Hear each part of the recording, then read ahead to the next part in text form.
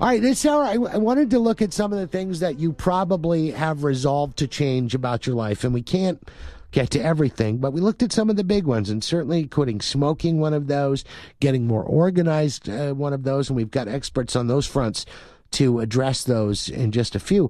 But certainly weight loss, a very, very big one, not just this year, but every year. And Charles DAngelo is the head of Team Charles Weight Loss Program and is a weight loss coach, and not only has literally hundreds of success stories, but is one also himself losing, was it 150 pounds or almost 160? 160, but who's counting? How old is a kid? And this was when you were like 17, right? Yeah, I was 17 and wore a size 50-inch waist pant. Went to CBC here in St. Louis. Guidance counselors, coaches, teachers were all telling me that if I didn't change my ways, I might not be there for graduation. So. How do you get that big at 17 years old, though? Well, 5 Pop-Tarts for breakfast, a couple glasses of milk, a few bags of fries at lunch, a couple cheeseburgers or slices of pizza, and top it off at nighttime with a 2-liter of Coke and a full-size Domino's pizza and a box of breadsticks, and it happens pretty quick. And, you know, but that's at a time where at 17 years old, not only you're at your sexual peak, but I definitely wasn't. But it's also at a time when your metabolism should be running most efficiently. Yeah, you're at your highest levels of testosterone as a male, and you're supposed to be at your peak in health generally. I definitely wasn't. I had high blood pressure. I was borderline diabetic. So much so that one night when I woke up after scarfing down an entire pizza alone, that my vision was totally whited out and like blurred. I couldn't even see. So I had a few traumatic episodes due to my weight that really made me decide to change. But, you know, those of us who have dealt with weight issues have come up with excuses. I was bigger, or, you know, I'll just do less. I'll get around to it, or right. Monday. I have to laugh. I came here from my office over in Webster, and a woman called every day for the last 2 weeks to try to get an appointment with me. And I'm kind of busy right now. This time of year always is. And so I finally fit her in, and she came in, and I went through the whole meeting with her, and she was all charged up, and she, you know, went to shake my hand at the end, and she says, well, I'm going to start this next Monday. And I about flipped out. Next Monday? I mean, why keep putting it off? She said, well, I have a big New Year's party on Thursday night, and I just don't want to start it before then. People make this resolve of January 1 being go time when they have all this time from Thanksgiving up to January 1st to get something moving, but instead they put it off. And by putting that off, you oftentimes put off a lot of other things, and they're not ready to change January 1st. Thanksgiving to New Year's Day is also like the biathlon for culinarians, because it is one holiday meal and table full of crap after another. If it's not jars of M&Ms here, it's you go to work and somebody's got banana bread laid out. Sure. It is the hardest time to do it. So it seems like January 1st is, all right, well, that feeding frenzy, at least officially, has come to a close. Why isn't that a good time to start? I mean, it's not that it's not a good time to start. The question is, why isn't a sooner time better to start? Right. You know, why put it off? There's a sense of urgency people have with the holidays, thinking that, well, these foods are only going to be here for so long. I mean, grandma's cookies are only going to be here for a couple of weeks. I might as well have a few. And they get caught up in that, quickly forgetting their workouts, quickly forgetting to do normal things they typically do, like eat breakfast. They wake up, they run out the door because they're going to a party, or they got to take the kids here and there, and they forget to keep their routine. Well, as soon as they lose that structure, it opens up the doors to all sorts of challenges for most of my clients. So the key people have to really engage in is structuring their days in such a way, whenever possible, so they know what they're going to do ahead of time. 3 different periods in my life, I lost significant amounts of weight, but it wasn't behavioral change. It was just eat what's in this pouch and don't ask any questions. Sure. And I did, and I lost the weight. But once I was done with that and left to my own devices, there was no learned behavior. So how does someone go down this road and plant in their mind a healthy way that's not going to lead to an implosion?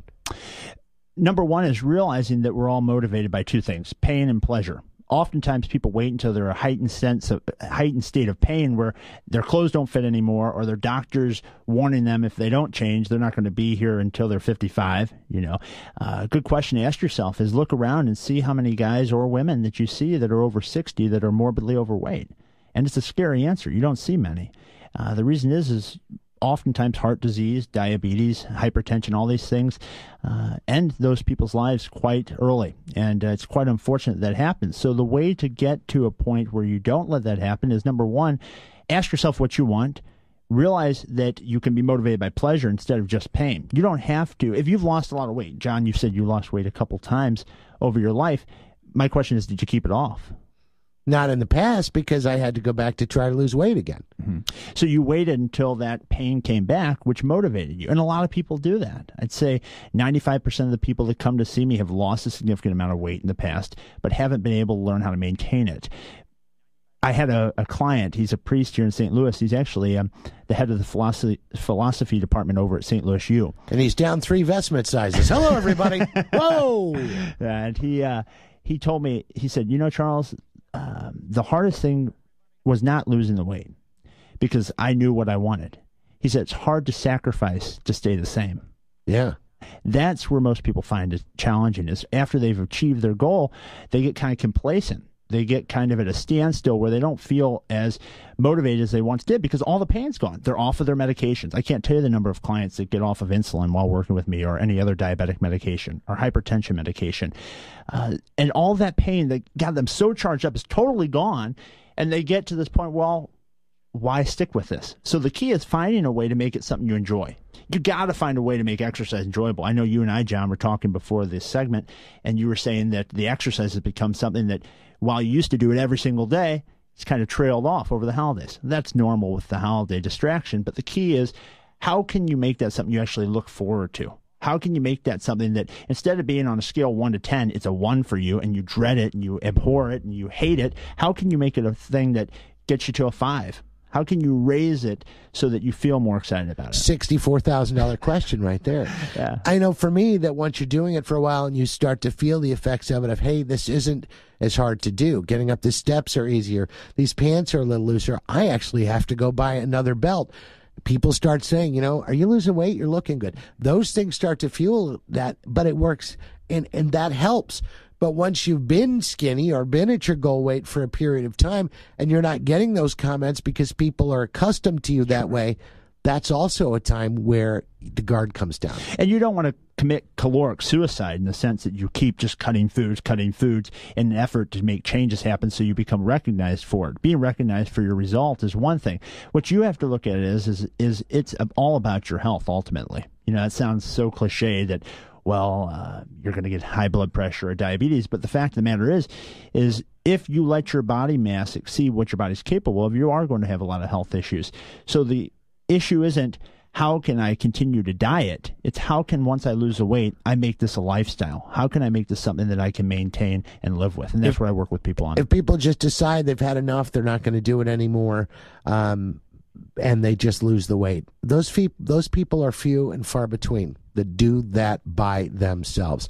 For people that want to make this step and do it properly, and I can address to that because I turned to you over a year ago, and that was over 80 pounds ago. Yeah. And there have been a lot of changes, and I'm sure I've been a tough cookie for you. So. John's done really, really well, and he's in maintenance right now. You're in maintenance, and we'll get the rest of it off. I'm in food relapse right now because of the holidays, but I desperately want back on the horse. But people that haven't gotten on yet and want to take those first steps, how do they get in touch with you? They can call me directly at 314-495-3228. Or they could check out my website, Charles DAngelo, that's DAngelo.com, or email me, charlesdangelo314@gmail.com. But you can call me directly on my cell, 314-495-3228. 495-3228. And I guess this is the busy season for you. How many phone calls will you get right now to January 5th? The thing is, I'm very selective with who I work with. I'm blessed in that I have a lot of referrals. Yeah. I would say 95% of the people that work with me reach their goal in the period that they sign on for. So with that type of result, I get a lot of calls. So I get to pick and choose.